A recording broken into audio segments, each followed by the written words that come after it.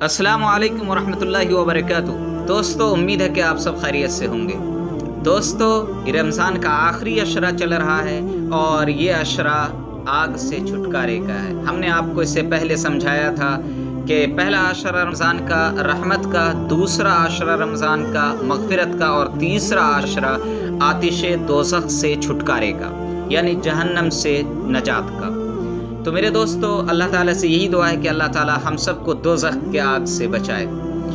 दोस्तों, ये जो आखिरी अशरा है, इस अशरे में आता है शब क़द्र। शब क़द्र यानी कि लैलतुल क़द्र, एक ऐसी रात जो रात हज़ारों महीने पर अफजल, जो रात हज़ारों रात पर अफजल, एक रात की इबादत 80 साल की इबादत के बराबर। जी, अब रही बात कि भाई शब क़द्र जो है वो कौन सी रात है।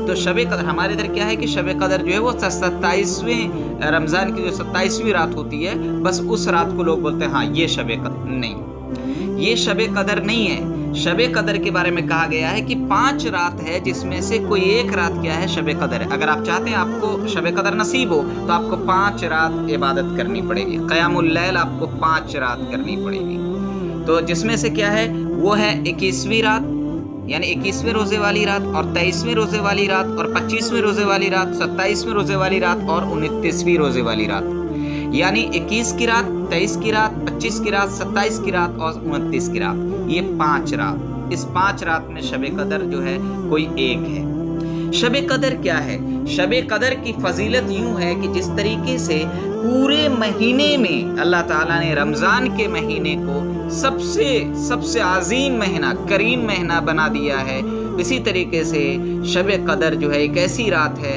जो हर रात से अफजल है। एक रात की इबादत 80 साल की इबादत के बराबर। तो शब क़द्र में क्या होता है? बेसिकली शब क़द्र कहते किसको है? तो शब क़द्र के बारे में तो हमने आपको समझा दिया कि शब क़द्र क्या। शब क़द्र ने एक ऐसी रात है, ये शब क़द्र बेसिकली एक ऐसी रात है जिसमें अल्लाह ताला सारे फैसले, जो भी फैसले लौह महफूज में लिख चुके हैं, जो भी फैसले, जो भी तकदीर अल्लाह ताला लिख चुका है, तो उस रात में उसकी नकल को अल्लाह ताला फरिश्ते के हवाले कर दिया जाता ताकि वो इस रमज़ान शब क़द्र से लेके अगले शब क़द्र तक इसको नाफिज कर सकें। फॉर एग्जाम्पल के तौर पे इसको मैं आपको समझाता हूँ कि कोई कंपनी है, उस कंपनी के सारे रूल रेगुलेशंस सारे लिखे होते हैं, सारे फैसले कि भाई इतने पे ये बिजनेस, इतने पे ये करना, ऐसे बात करनी है। फिर एक मैनेजर आता है, एक असिस्टेंट आता है, उसके हाथ में ये फाइल थमा दिया जाता है और कहा जाता है कि अगले साल तक आप ये बिजनेस को ऐसे चलाएं। फिर अगले साल हम एक बैठक करेंगे, उस अगले साल में फिर अगला कानून, अगला GST, अगला क्या देखना है वो सब हम देखेंगे। सेम इसी तरीके से अल्लाह ताला ने इंसान की, अब ऐसा नहीं है कि भाई इसी रात में किस्मत लिखी जाती है, ये गलत है। इस रात में किस्मत नहीं लिखी जाती, बल्कि किस्मत तो पहले से लिख दिया गया। ज़मीन और आसमान के बनने से पहले खुदा ने हमारे मुक़द्दर को लिखा है।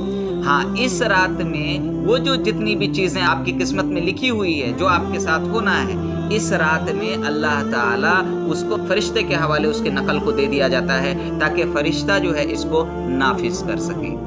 जी, अब रही बात कि जो हम दुआएं करते हैं, खैर की लाइन की दुआएं मांगते हैं, वो जो हम किस्मत के लिए कुछ दुआएं मांगते हैं, वो तो अगर आपकी दुआ कबूल हो गई तो उसको भी उसमें ऐड कर दिया जाता है, फिर अल्लाह ताला आपके साथ भलाई का मामला करता है। तो मेरे दोस्तों, शब क़द्र के बारे में एक बहुत ही अहम बात मैं आपको बताना चाहूँगा कि इस रात में करें क्या। इस रात में आप जहाँ तक जितना ज़्यादा हो सके नवाफिल और जो है इस्तग़फ़ार और कुरान की तिलावत करें। कुरान की तिलावत के बारे में कहा गया ये सबसे अफजल इबादत है, सबसे अफजल इबादत है कुरान की तिलावत। तो मेरे दोस्तों, हज़रत आयशा सिद्दीक़ा रज़ी अल्लाह ताला अन्हा के बारे में एक बात मैं आपको बताने चला, सुनिए। हज़रत आयशा रज़ी अल्लाह ताला अन्हा ने हुज़ूर सल्लल्लाहु अलैहि वसल्लम से कि अल्लाह के नबी सल्लल्लाहु अलैहि वसल्लम, मैं शब क़द्र की रात कौन सी दुआ मांगूं, क्या करूं, कौन सी इबादत करूं? तो अल्लाह के नबी सल्लल्लाहु अलैहि वसल्लम ने हज़रत आयशा को एक दुआ बताई जो हज़रत आयशा दुआ मांगती थी, और अल्लाह के नबी सल्लल्लाहु अलैहि वसल्लम ने हज़रत आयशा को बताया, गोया कि अपनी उम्मत के लिए एक पैगाम दिया कि आप शब क़द्र में ये दुआ मांगे। वो दुआ क्या है? अल्लाहुम्मा इन्नका अफ़ूउन तुहिब्बुल अफ़्व फ़अफ़ु अन्नी। याद रखिएगा, ये दुआ याद कर लीजिए, अल्लाहुम्मा इन्नका अफ़ूउन तुहिब्बुल अफ़्व फ़अफ़ु अन्नी। ए अल्लाह, बेशक तू बहुत बड़ा माफ़ करने वाला है और माफ़ करने को तू पसंद करता है, इसी वजह से मुझे माफ़ कर दे। یہ دعا کا یہ ترجمہ ہے۔ تو یہ دعا ہمیں مانگنی ہے اس رات میں۔ اللہ تعالیٰ سے دعا ہے کہ اللہ تعالیٰ ہم سب کو جو ہے اس رات کی عبادت کرنے کی توفیق عطا فرمائے۔ دوسری بات، اس رات کی فضیلت میں ایک بات اور میں عرض کرنا چاہتا ہوں۔ اللہ تبارک و تعالیٰ نے اس رات کی شان و شوکت کو یوں بیان کیا ہے کہ اللہ تعالیٰ خود قرآن میں کئی جگہ پر اللہ تعالیٰ نے اس کو یوں فرمایا ہے، اِنَّا أَنزَلْنَاهُ فِي لَيْلَةِ الْقَدْرِ، ہم نے اس کو لیلۃ القدر میں نازل کیا، مطلب یہی شب قدر کی بات ہو رہی ہے۔ اللہ تعالیٰ نے بہت ساری جگہ پہ ایسی باتیں کی۔ ایک جگہ اللہ تعالیٰ نے اور کہا کہ اِنَّا أَنزَلْنَاهُ فِي لَيْلَةِ الْمُبَارَكَةِ، علماء نے تفسیر لکھا ہے کہ یہ لیلۃ مبارکہ سے مطلب یہ شب قدر ہی ہے۔ اور اللہ تعالیٰ فرما رہا ہے شہر رمضان الذی انزل فیہ القرآن، یہی وہ رمضان کا مہینہ ہے جس میں میں نے قرآن کو نازل کیا۔